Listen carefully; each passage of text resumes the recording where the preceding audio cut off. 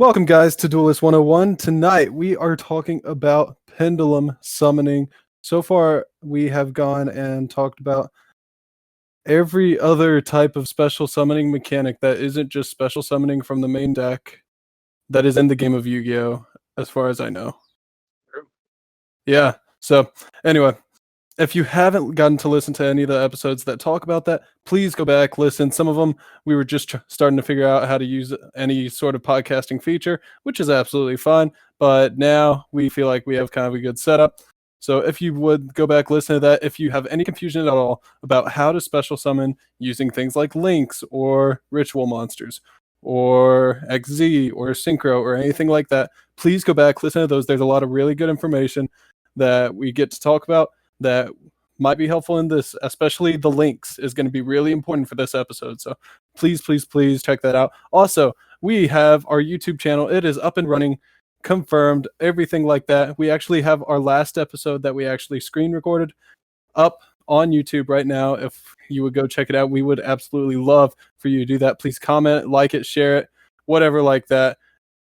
We would really appreciate that. So please do that. Mason, any thoughts, ideas, whatever like that about YouTube or anything? Man, we're starting to work out some stuff where hopefully, I know we've been talking about it a lot over the past couple of episodes. It's just been, real life is happening. Both of us are moving pretty soon. And, we're trying to figure out if there's any way we can practice using these decks in real life as far as playing on things like EDO Pro. We just created things on Dueling Book, which is pretty cool. And so as we get more familiar with those and more familiar with some of the software that we can use to stream, that will be happening.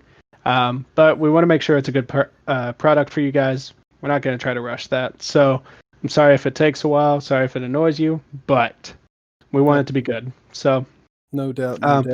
I think that's all I got on the YouTube channel thing. Zach, tell me, what are we talking about today? We got Pendulum, like I was mentioning before, Pendulum Summoning, which is such a weird direction that Yu-Gi-Oh! Decided to go in some point. That's true.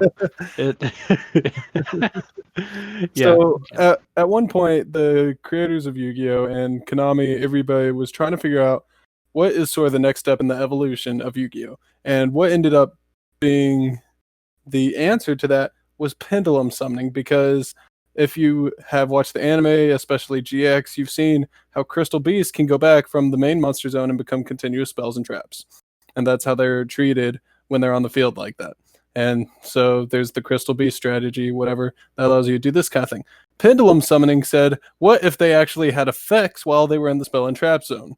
Yep. And then what can we do to evolve that and make it where you can go and spam the board and do all this stuff? What crazy game mechanic ideas can we get into by changing a type of monster? And so that would be the result in Pendulum Summoning. And Pendulum Summoning it's just nuts. It's nuts. We have a lot to talk about. Mason here is the resident expert on it, so we are going to ask him a whole lot of questions just because he plays DDD, which features every special summoning mechanic known to man except for Ritual, I think. That's true. That's true. So there's a whole lot that goes into it. We're going to ask a lot of questions. We're going to figure some stuff out. It's going to be a lot of fun. Mason, any words? Let's do this thing. Let's get into it. So.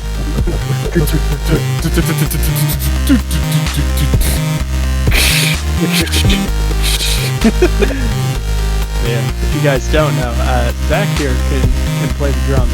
I cannot. That's right. I don't. The first part.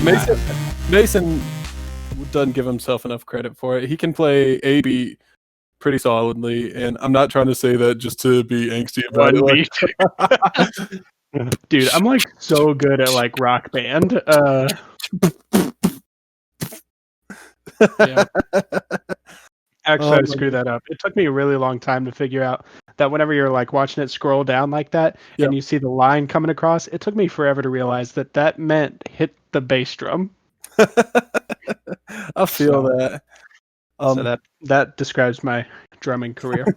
Nah, but to be fair, Mason can sing like nobody's business. He went to school just to sing, so he's pretty good. And that's not just me being biased. He's actually pretty good. And Thanks, so, buddy. yeah, here to help.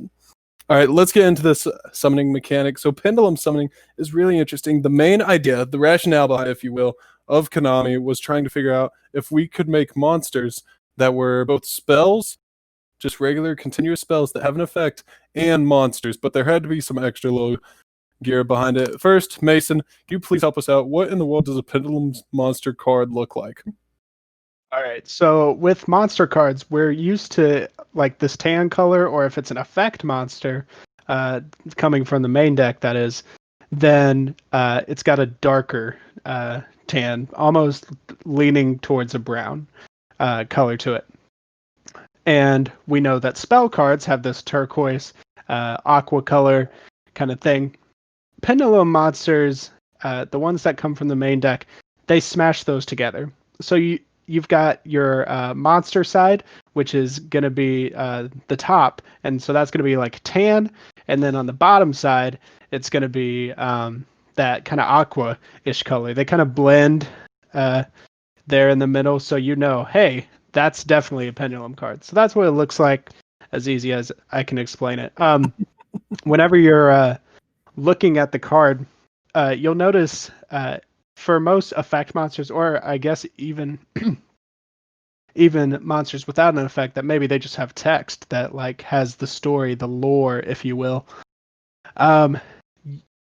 You notice that in that text box, pendulum monsters have two, right? There's a bigger one on the bottom, and there's a smaller one right there towards the middle, kind of where the colors start blending together. And in that, the middle one has a pendulum effect. So we'll explain that a little bit later, but it's got a pendulum effect there in the middle, and then a monster effect there on the bottom. And then there's a red and blue arrow, one on each side of a pendulum card, beside the little pendulum effect text. And yeah, it's so those have something called a pendulum scale. So it's a number that you'll see on either side. Just it's going to be one number. You're not going to see like a 0 and then an 8. It'll be just 8 on both of them. But yeah, so without being able to look at a card for yourself, that's the basic idea, if you can visualize that in your mind. But if you're going to go and catch this on YouTube, let me look it up real quick. Pendulum monster. I'm just going to look up an image so you guys can see what the card actually looks like. And what I want is not to shop for them. I just want pictures. Here we go. So here's a good example. It is Odd Eyes Pendulum, and as you guys can see, if you're watching on YouTube, which please do, up top it's got the brown, orange, whatever that Mason was talking about, and then on the bottom it's got a spell. And what Mason was saying is that this middle part right here, all the text right here, is all its pendulum effect, or when it's hanging out in the spell and trap zone, which we'll explain in a second. And then down here on the bottom, where there's normally the monster effect, is, as you guys may imagine, the monster effect. It hangs out down here on the bottom. So that's kind of the idea. And yeah, so that's what Mason's talking about, just so you guys have a visual about what in the world is going on. So yep, perfect. So yeah, for our non-audio guys, refer to what I said. And if it's still confusing, I totally understand. Pendulum monsters are, to be honest, really weird looking. Mm-hmm. So if you need, make sure you Google it. Google Odd Eyes Pendulum Dragon, and that'll be a good place to start. That's a great example. The Odd Eyes is one of the first sort of big archetypes that came with it. And Mason's watched the anime series of Arc V that features all the pendulum summoning mechanics, and they have that, and they have a bunch more options, because I think at some point, Mason, you tell me if I'm wrong or not, XZ was getting introduced at the around the same time, so they threw in some XZ stuff in there. Is that true? No. So Was that in Brains? No. Xyz is older than that. It was introduced in Zexal. Oh, okay. Yeah. So like 2 years, I think, after Synchro. And then I think there was like another 2 year break somewhere in there. Because I know Arc 5, I think, technically started in 2015. And then 2014, I think, was Xyz. Sweet. It Cool. sounds right in my head. Could be wrong. If it is, I'm really sorry. But the point is, Arc 5 features Pendulum Summoning, and Zexal features Xyz. So yeah. Sweet. Cool. Yep. That works. All right. Very, very cool. That is loosen up, Wow. dog. Dude, I don't know what it is. Like, I really apologize, guys. I promise I'm not tense. I'm not stressed out about this or anything like that. My eyes are so dry right now because my contacts that I feel like I'm falling asleep. So that's a big reason Mason is getting to take a giant role in this. So we're going to keep running on that train because Mason needs to do more talking today. Yeah, So, you're right. so something else to mention is where in the world a Pendulum monster shows up on the game board, right? We need to know. We'll talk about how to actually play them here in a second, and in which case Mason gets to talk about that a lot too. But in terms of where you put them on the board when you're trying to play them, or where they belong prior to, because most of our other special summoning mechanics, with the exception of ritual monsters, all of them come from the extra deck. So do pendulum monsters work the same way, or some's different? Mason. Generally speaking, a sort of dedicated pendulum deck is going to be featuring monsters out of the um, It's in my backpack.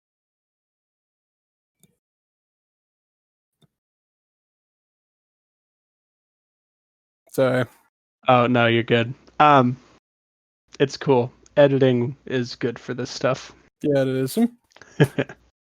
So, um, generally, a dedicated pendulum deck is going to feature most of the pendulum monsters out of the main deck, and it kind of works because even though they are monsters, they can also function as spells when placed in the pendulum zones. So, if you're referring to where do they stay, which deck do they stay in? They stay in the main deck pretty generally. But I will say there are monsters that kind of combine with some of the other summoning techniques we've talked about. There's fusion pendulum monsters, there's synchro pendulum monsters, and there are even Xyz pendulum monsters. There are no link pendulum monsters that I know of, which is a good thing. Don't. That would be insane. I don't even know what that would look like.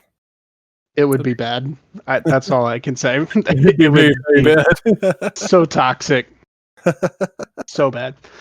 Um, So that's where they are as far as the deck that they're in. But then, once you've got them to hand, how do you get them on the field? And if we go back to episode 4 that we had, where we explained all the different game mechanics, what you find is that there are 5 main monster zones, and then behind that, directly behind that, there are 5 spell and trap zones. And the leftmost spell and trap zone and the rightmost spell and trap zone are called pendulum zones. So what you can do is you can activate your pendulum monsters in those 2 spots. Nowhere else. That's called a pendulum. Well, that's called setting scales, as a side note. That's right. If you are activating 2 pendulum monsters and you're using them for their spell effects, you can treat them just like spells, or you can treat them like scales, right? We talked about the numbers that appear on, excuse me, on each monster. Jeez, we talked about each each scale and how they appear on the Pendulum Monster cards.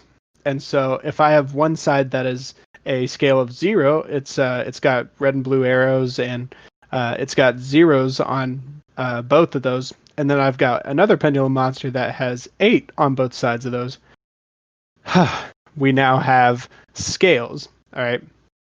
And here's what's really unique, well, among other things, but here's what's cool about how to summon Pendulum Monsters. If I have a scale of 0 and a scale of 8, I am then allowed to special summon as many monsters as I want from my hand, as long as they are between the levels of 1 and 7. Okay? So, I can't count 0, I can't count 8, but I can count the levels in between. So, with that, honestly, watching the anime helped me understand this concept a ton. So, the core of it, though, is that you're then able to take monsters that you have in your hand. Sometimes you have super, super powerful ones that otherwise you would have to tribute summon, or if you're trying to get into the extra deck, you would have to fusion or synchro or something. But with these, you don't have to do that. All you have to do is special summon them from your hand. So, that's the basic core of how you get them on the field at all. You can activate them as spells in the Pendulum Zones, or you can special summon them to be monsters. If they're level 4 or below, you can still normal summon them. And, I mean, they still follow those rules of normal summoning. But you don't have to anymore, which is a really unique flavor with Yu-Gi-Oh cards. Now, there's one last thing that makes them really, really complicated, and I am so sorry that this is the case.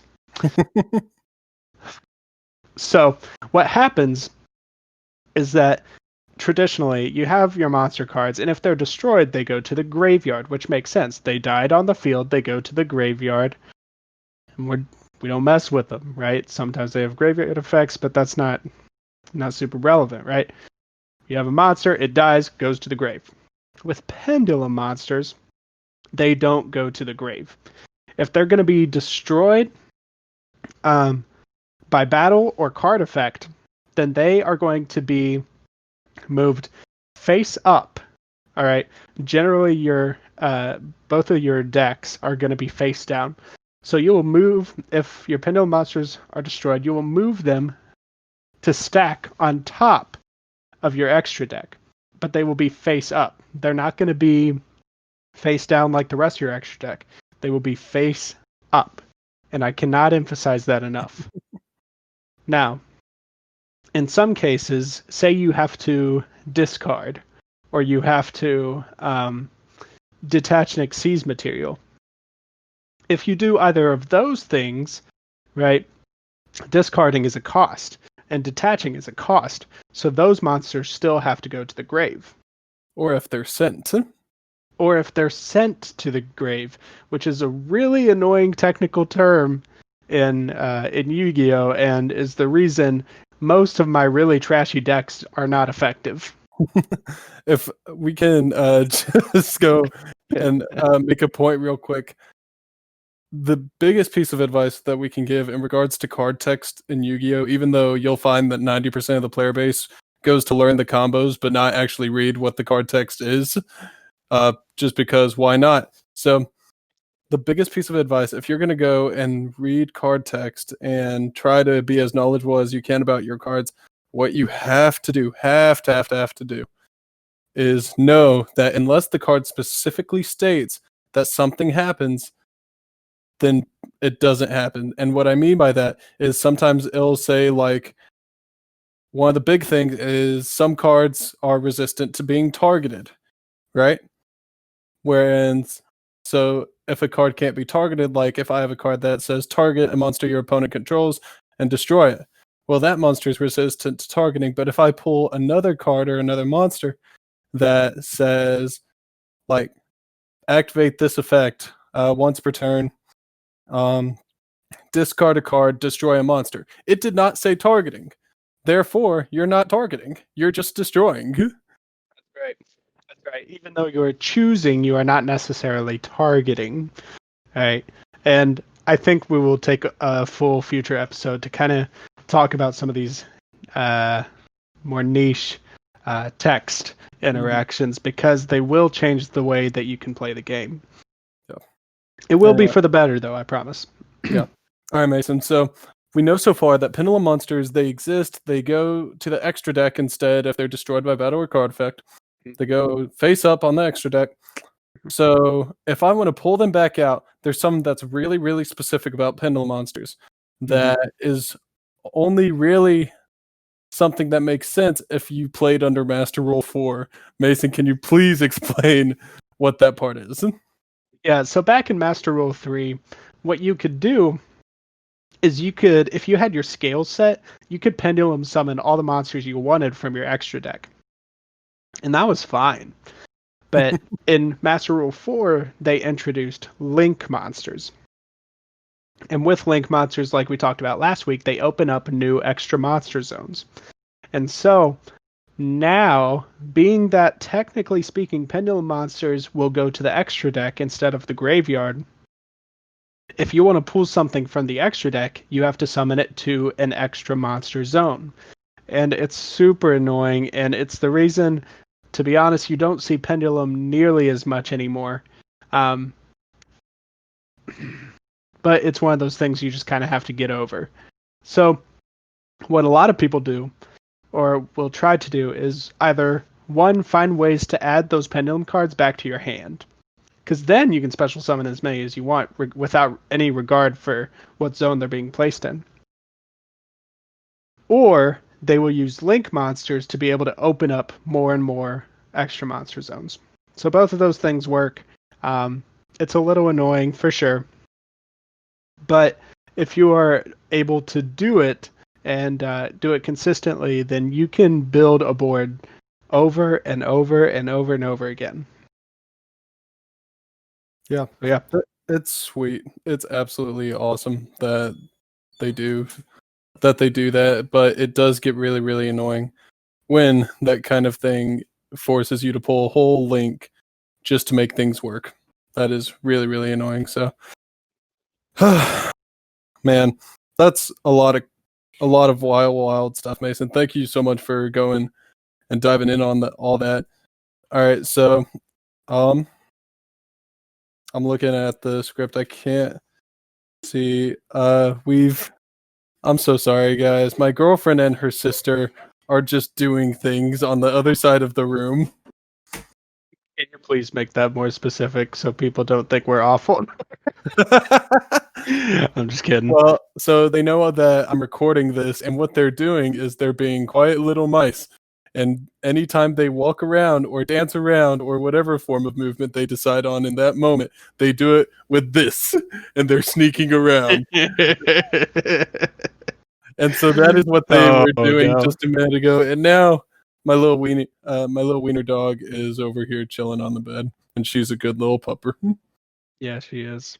So anyway, we've talked about all that, Mason. Thank you so much for explaining all that. And guys, there's a bunch of videos that were put out by Konami and other people that might explain this better than we do. And that's fine if they do. That's awesome if they do. So if you are still confused after watching this or listening to it, whatever like that, please go check out those videos or check out this. And if you listen to it the first time, check out this video because we actually do try to make sense of some of the stuff. So cool. And if I can, real quick, we always try to say, a couple different decks to try. And I mean, there's a ton out there, y'all. There is actually a ridiculous amount of decks to try, which is good, but a little unfortunate because they're not getting as much support as they used to. But, excuse me. But there are a few to try. So if you're a casual player, you might want to lean towards something like Abyss Actor. All right, Abyss Actor is one of my personal favorites. It's used by Silvio Sawatari, I think his name is, in the Arc 5 anime. That's just because Mason's a music major. Don't let him play. Not gonna lie, it is what it is. And I will say it's a little tragic because I swear to you, he loses every single match that he's in. Um, If you've but watched GX, he's essentially Cyrus. basically, um, and but I will say, Abyss Actor is an excellent going second deck. It's a ton of fun. Um, and honestly, it's one of the biggest trolls to bring out these goofy looking like demon, not even demon, they're like It's like harmless weird nightmares that you have, um but they're all just obsessed with like when you have pizzazz and the like when you show. when you have a nightmare, but you're like, what kind of crap is this? And you just kind of push it out of your head because it wasn't that big a deal. Or you wake up and you look around, not because you're scared, but because you're like, I didn't know my mind could even conjure up something like this. That's right. Like That's what happens when you watch Les Mis and then you go to sleep. It's when you sit through all like 3 hours of that movie. like if you watch Sound of Music. Both of No. those movies are so long. They're good, but man.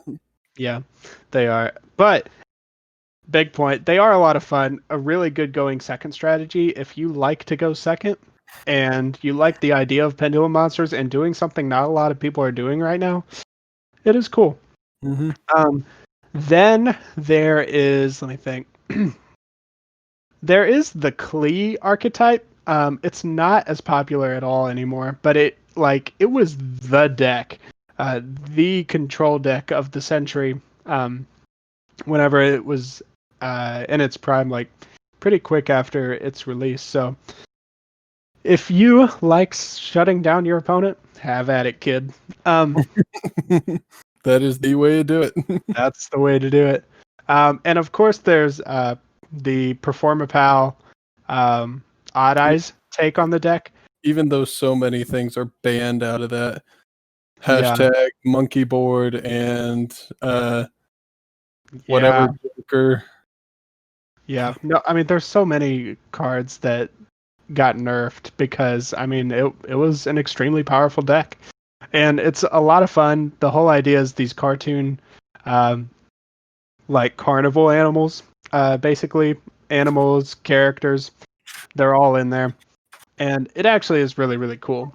And if you pair it with Odd Eyes, they all like kind of build up to this this dragon, and it's just pretty sweet. Pretty sweet, not gonna lie. It is the feature deck of the main the main character from Arc 5, which is at least in the dub, Yuya. So and then yeah.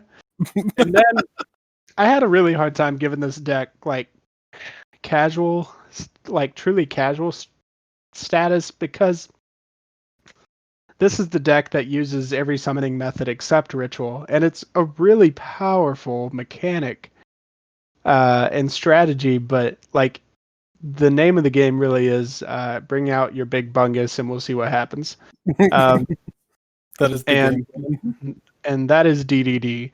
It has a lot of really cool monsters with really cool effects. A lot of people use it nowadays to build up into, Crystal Wing Synchro Dragon and Cursed King Siegfried, which excuse me, dude, my throat is so dry. Just died. Felt I'm glad you're back though. I can't finish the episode when my co-host dies in the middle of it. You know, I'm just gonna do that. It's only the second time. Same co-host. I was resurrected. So they end on Crystal Wing and Cursed King Siegfried, both really powerful cards, really big cards, and so I just really like them. They have great artwork. All of DDD does. And lastly, if you're a competitive player, let's be honest. There's one option. There's basically one option. One of them. And that is Pendulum Magicians. A lot of people have thrown Endymion into this little set, and so, I mean, Endymion is incredibly powerful on its own. It's its own archetype, but a lot of people have paired Endymion, the Mighty Master of Magic, along with a lot of other Pendulum Magician cards Mm-hmm. that are just so absolutely bonkers whenever they work. Like, you can create boards of several negates, Yeah. whether that be monster or spell trap. Just insane. Yeah. But I mean, the hard part is the recursive ability now.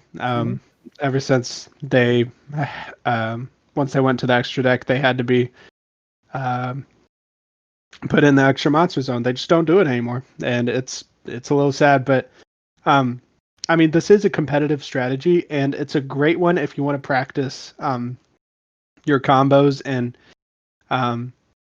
learning how to use your resources well, because you absolutely have to be successful with the strategy. Absolutely. But It's yeah, it's crazy combo heavy, and anything that sets up boards has to be combo heavy. Like, unless it is the greatest card in the entire game of Yu-Gi-Oh, and even then, there's some weakness to it every time. So, has to be. but yeah, no, that's a giant piece of it. And seriously, Pendulum Magician is no joke. We have a couple friends that main Pendulum Magician now. That Master Plan out of Spiral got banned, so I'm not looking forward to playing them at all. Man, it's gonna be tough, but yeah. So that is it for this week. It's been a long episode. That it has. We'll cut down some of it, I'm sure. Oh, we're gonna have to. But thank you guys so much for listening. We really do appreciate it. We actually can't tell you enough how much we appreciate it. We celebrate it because we went from 10 downloads. No. Yeah, 10 downloads to 24 downloads of any of the episodes on our podcast. And that's insane to us. That is such a cool thing. So keep it up. Thank you guys. If you guys have any questions, anything like that, please comment, write a review, and throw your questions in that. We have nothing else to do. We mow all day, so we get bored real fast. So please send us something to get into. And if you have any questions or have some that you'd like us to mention, we might be able to start opening up a little spot in the back end of a podcast. We can have the main topic, and then we can just talk about the questions you guys have come up with, like, hey, how does this deck work? Well, let me tell you, or let's have a friend tell you that plays it better than we do. And so please let us know. We want to hear from you guys. We absolutely do. Thank you so much again for listening. Mason, any words? I think that's it. I appreciate you guys listening, and I'm going to go drink some water. Do that, man. You need it. Peace out, guys. Thank you so much. Out. All right. Recording's done.